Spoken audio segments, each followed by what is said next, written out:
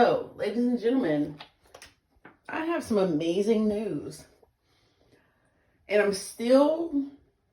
I'm about 80% at peace with the news that I found. And I'm still trying to understand why it's not at 100. But it's okay. It is what it is. We're going to start. Let's just get into it. See this? It says, I'm so sorry, I will get help. I don't know what that is. I can't live with something inside me. I had a whiteboard that I had installed at the house of the man that I was dating. And he wrote this the day after, drum roll, hold on, this occurred. That's an extra page. That's proof of printout, whatever. It's like, I don't see anything, but, see that? Okay.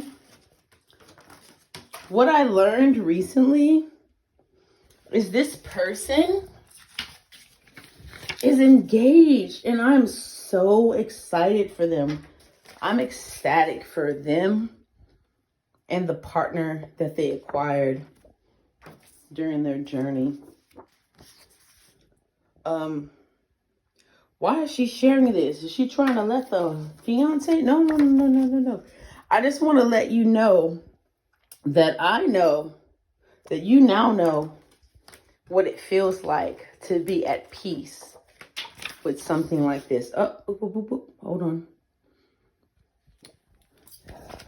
on.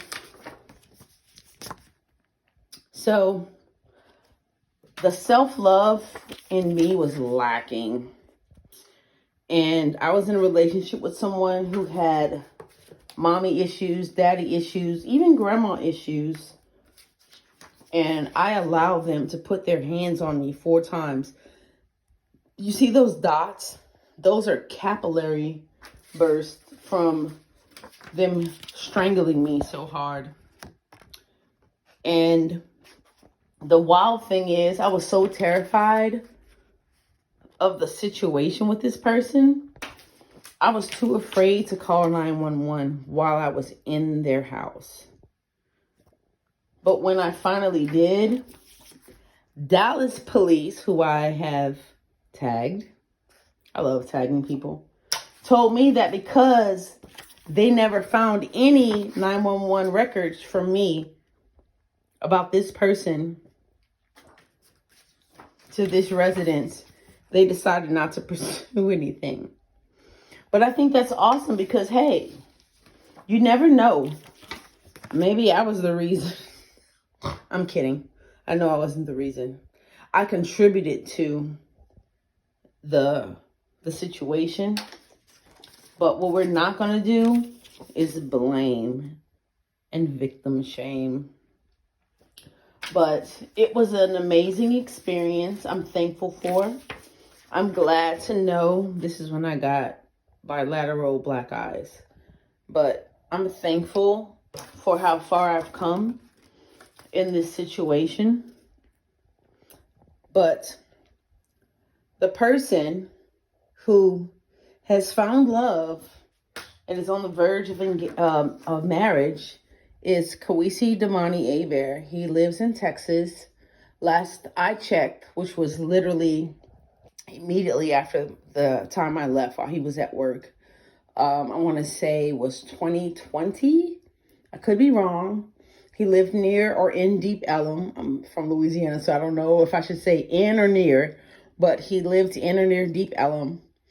And he is engaged to someone who has, I'm assuming, hasn't set off any of his triggers or hasn't set off any of his triggers yet. But I'm happy for him and her. I do find it interesting that the last 2 women he was married to, who he had kids with, not only left him, but they left the country. But this person in this picture had 0 value for their worth. Just wanted to not feel by themselves. And I'm sure we've all got to that point. But I just want to say that I am thankful that I am at this point in my life. Don't make fun of my mirror, you guys. I'm at this point in my life where I'm not triggered by the fact that the person that disrespected me mentally, emotionally, physically, spiritually, etc., has found somebody else to potentially do the same thing to. I'm not going to seek out the person. I'm not going to be hard up in my feelings, but I just wanted to share one thing, because I know I have a very loud persona. I have a very loud personality.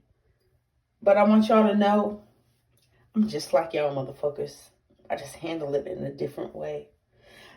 Now, don't get me wrong now. I was mad and vengeful as fuck back in the day. But that wasn't serving me. So I released it and I moved forward with the things that were meant for me. But yeah, that's it. That's all I got. I need to go condition my hair. And I need to switch this out.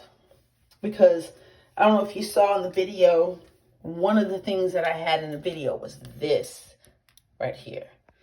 That's the dirt from the graveyard that my father is buried in, and the ashes at the bottom from my mother.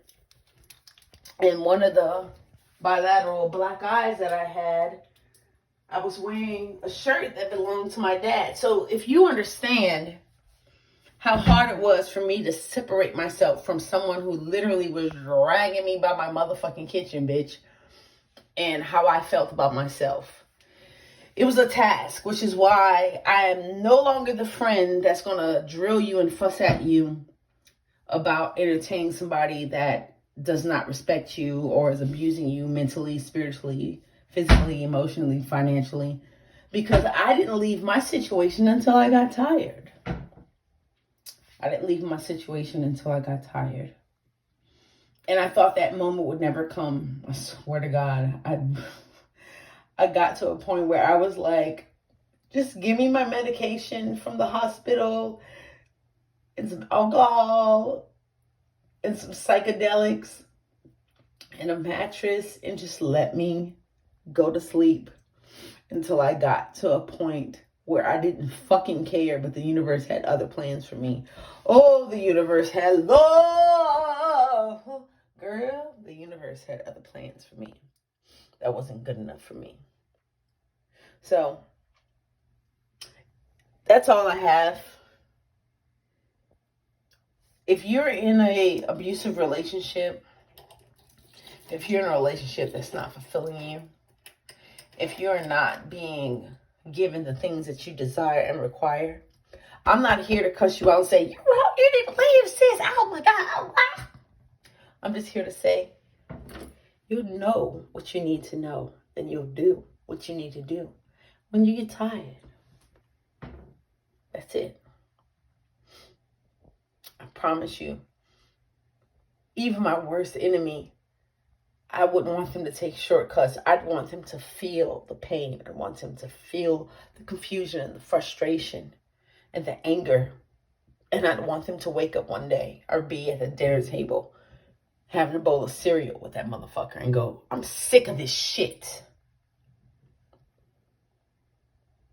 I feel some type of way that this is almost, it's past 9 minutes.